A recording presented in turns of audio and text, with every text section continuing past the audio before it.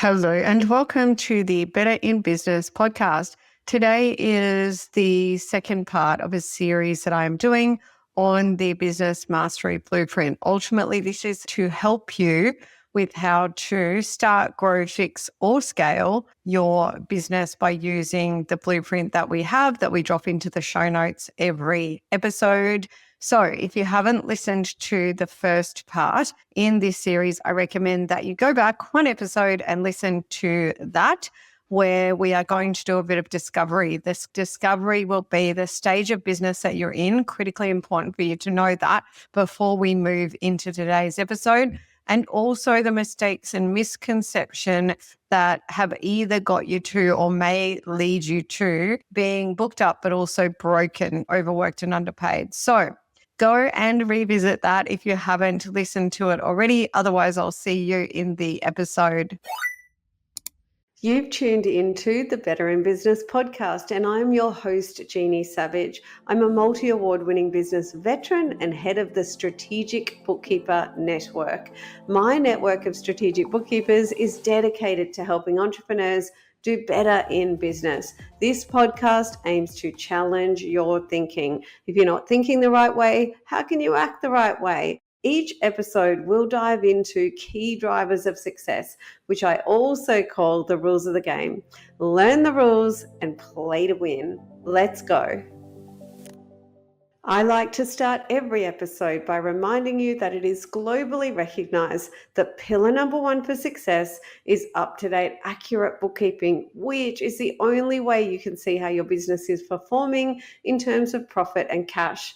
If your books aren't right up to date, visit betterinbusiness.global, drop me a line and I'll connect you with a certified strategic bookkeeper. Fire your bookkeeper and hire a strategic bookkeeper. Bookkeeping is a cost, whereas strategic bookkeeping is an investment that averages a 10x return on the fees. Before we dive into today's episode, I want to quickly let you know that I'll soon be running a brand new series of workshops on how to start, grow, fix, or scale your business. In these sessions, you can expect to get real education.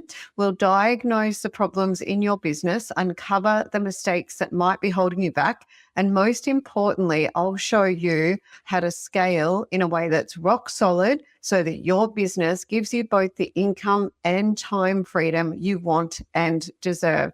This isn't theory. I've got decades of experience scaling my own businesses and helping others do the same.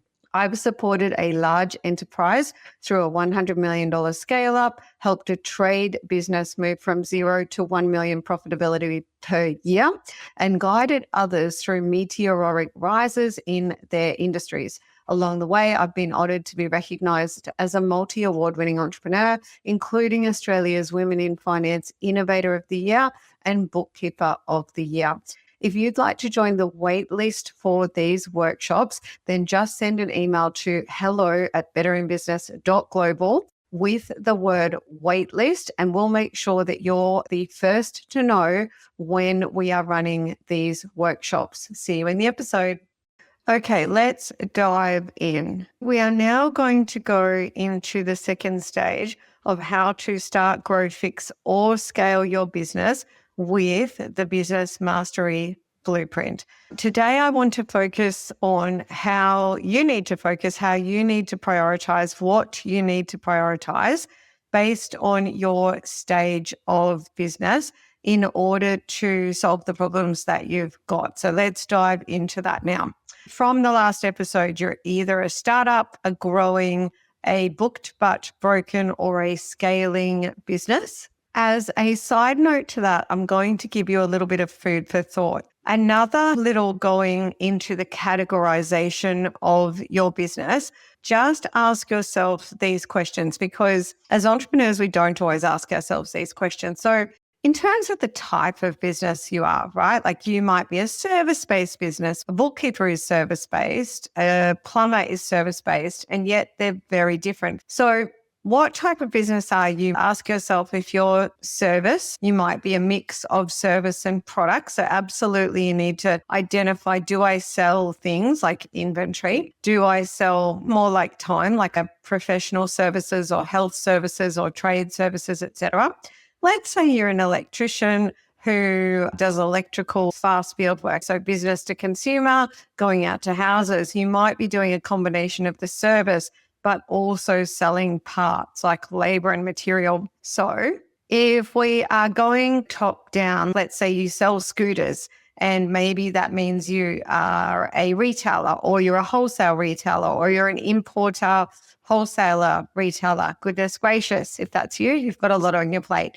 But basically, let's categorize. I'm going to use a hairdresser as an example. They might say, well, I'm in the health services, but I also sell shampoos and conditioners, etc. So I'm in services, but I also stock inventory. So you need to identify that. The next one is, are you B2B or B2C or both? Are you a business that sells just to businesses, B2B? Are you a business that sells to just consumers? That's B2C, like a carpet cleaner who only does residences, versus if they're doing it for a real estate agent, they're doing it for businesses too, right? So are you one of those or both? That's important to categorize because it drives how you show up. It drives who you serve, which is critically important to understand. And who you serve, the who factor, is something that you should be always learning on, okay? So then the next question, and all of this does really relate to who you serve, is, are you a location-dependent business? For example, a bookkeeper or an accountant. These days, we tend to be more like an online business, and we can serve people anywhere in the world that works for the kind of services we deliver. Most accountants and bookkeepers, for example, would tend to stick to their country, their region, because we are playing in a compliance space that is linked to taxation. But if you're a management accountant, for example, well, that's not really linked to taxation. You could be serving people all over the world. Maybe the only barrier is the language you speak. So how location dependent are you? In this case, I'm going to say the hairdresser is a fairly traditional hairdresser, and she is serving people primarily in her 5-kilometer radius. She's location dependent. This drives, once again, how you're going to show up, including how you market, how you advertise, and so on. The next one to ask yourself is, what is your demand driven by? This is a conversation I was in with a business owner yesterday, and something that most entrepreneurs don't understand either. So this is great for you to understand. What's your demand driven by? For example, for an income tax accountant, demand is driven by compliance. The same is for pest control. Pest control is a compliance-driven industry, meaning it's regulated that you have to have pest sprays and termite protection in your home, etc. There's a need for that service, not as much a want. There's a want as well, okay? But the demand is compliance driven. Or is yours driven by need? And I'll give you a really basic example, which is fashion. You know, Gucci is not driven by need. Prada and brands like this and Tiffany are driven very much by want, by desire, by prestige, I would say.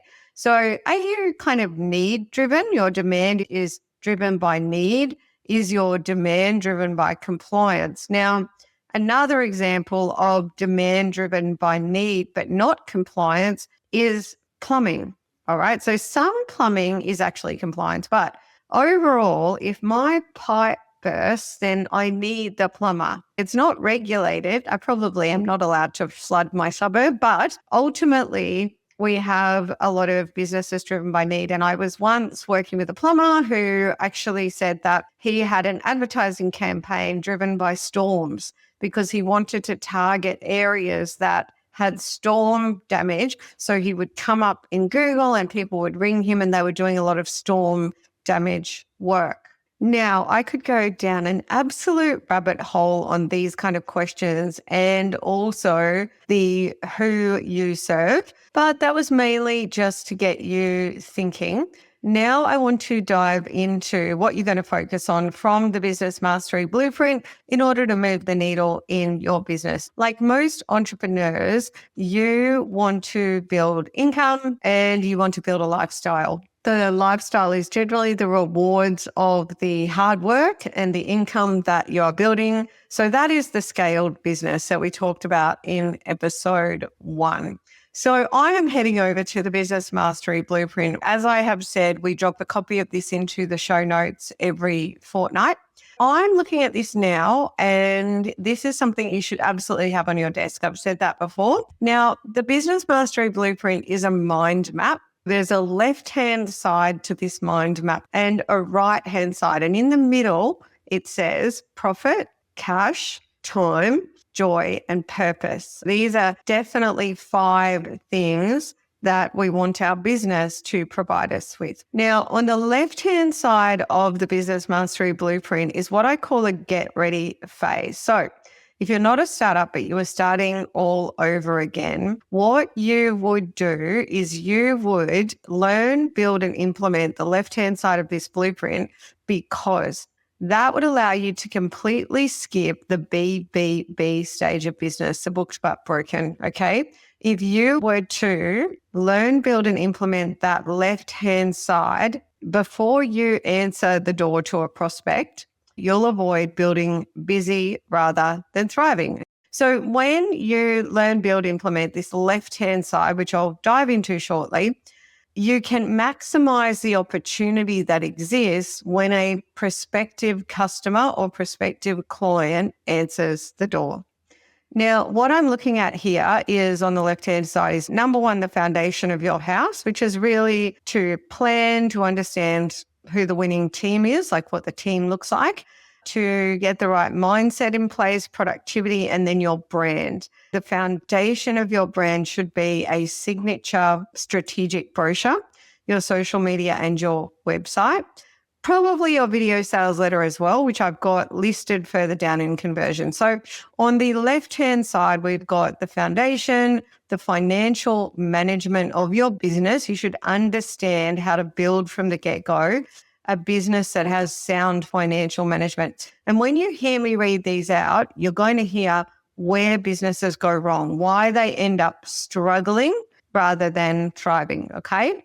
Why 90% of businesses will generally fail. And unfortunately, failing often means sitting in booked but broken for a very, very, very long time, earning less than you could in a job. So when I walk through here, what you would have learnt, built, and implemented from the get-go, if you knew what you are learning now, it's exactly that is the lack thereof that leads to the failure, okay? Because it's not one thing, it's many things. Success is a jigsaw puzzle, and a lack of success is not having those pieces of the jigsaw puzzle in place. So foundation, financial management, products and pricing. So your products and pricing ecosystem, which is far more than just a charge out rate, is absolutely central and one of the key pillars to how you build a thriving, highly profitable, scaled business. Then your product ladder,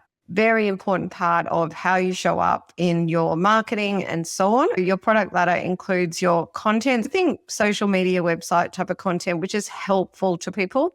And then one step up on the product ladder is nurture assets. That goes one step beyond free content and just gives your market value. And you see them everywhere. For example, a hairdresser with free resource all about how to get perfect curls, okay? And I'm thinking of a hairdresser who does that very, very well. So a way to give your market value, to nurture them, to choose you over your competitors, okay? Nurture assets, also known as lead magnets. Then you've got your core products. Every business has the core products that they sell. For example, a plumber sells plumbing, okay? But oftentimes with the product ladder, they're not doing as well on the content and or the nurture assets.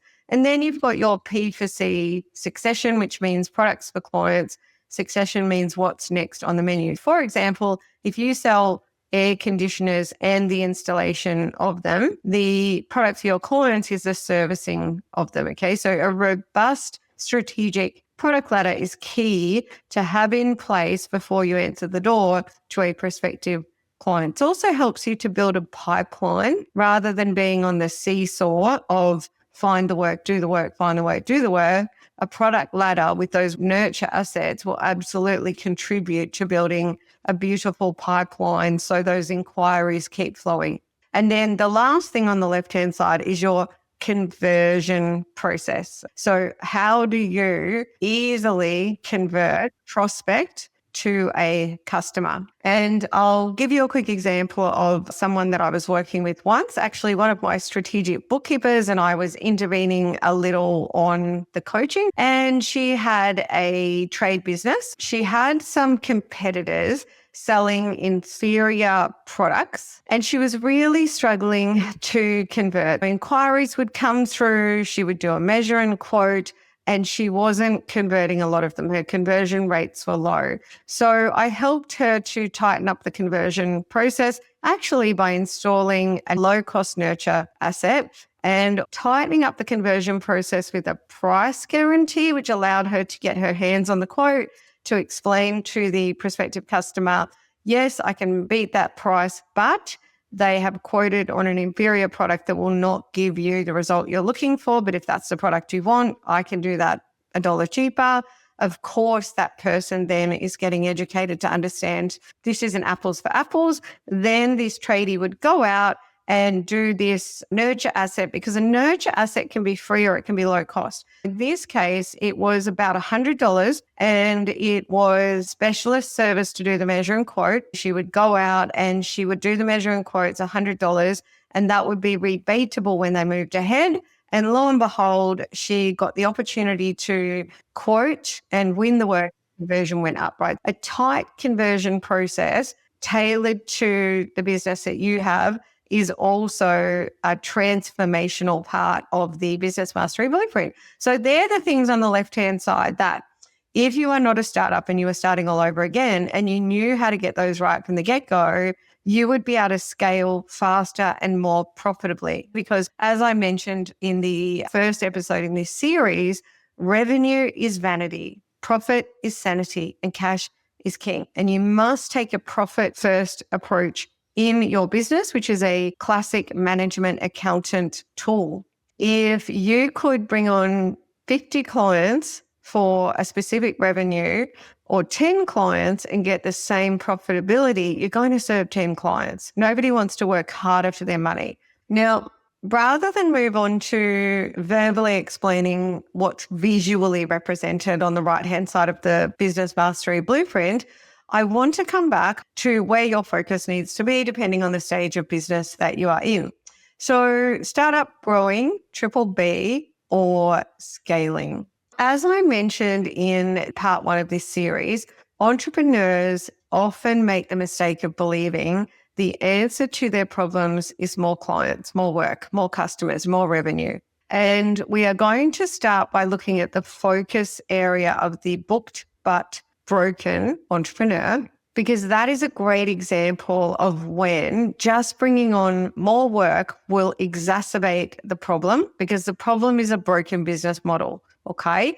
So the book but broken, coming back over to the business mastery blueprint. If you're booked up, you've been able to find clients. So your problem is not really lead generation, is it? And yet triple Bs think, oh, I just need to find more clients. And actually, I worked with an entrepreneur like that. I work with many entrepreneurs like that. And he absolutely just wanted to bring on more work, more work, more work. And I had to slow him down. And what we looked at is exactly what the triple B needs to look at. If the problem isn't marketing, it's not lead gen, it's not finding new clients, it's not converting them, then the problem is generally 2 areas. So it's your products and pricing ecosystem and your financial management. Generally, that means that you are undercharging and your cost of sales is too high, particularly if we are talking about a service-based business, because we're talking about the cost of sales job costing, okay? I'm thinking of a restaurant that I work with. Now, they sell food, right? But a restaurant is a classic. They've got the labor component. There's the cost of sales related to the staff, and there's the cost of sales related to the food. Now, that's financial management. And if your cost of sales are too high because your prices are too low, or your rent as a percentage of turnover is too high, then that is the problem. It is in your financial management and it is in your products and pricing. So all of your energy needs to go into where the diagnostics are pointing, okay? And I'll give you another example. A kids' play center eons ago, many moons ago, when I was helping that business out, and they had a business coach in there, and the business coach was focusing on increasing the cafe prices and revenue. I took a look at their financial management because everything begins and ends with the numbers. I looked at their rent as a percentage of turnover, and in classic accountant mode, I said, move or close. There was nothing that they were going to be able to do in that location that was going to fix this massive problem in the financial management, that even if they massively increased, okay, they needed to have a premises where the rent, the cost as a percentage of turnover was in a range that was going to allow them to pull profit out.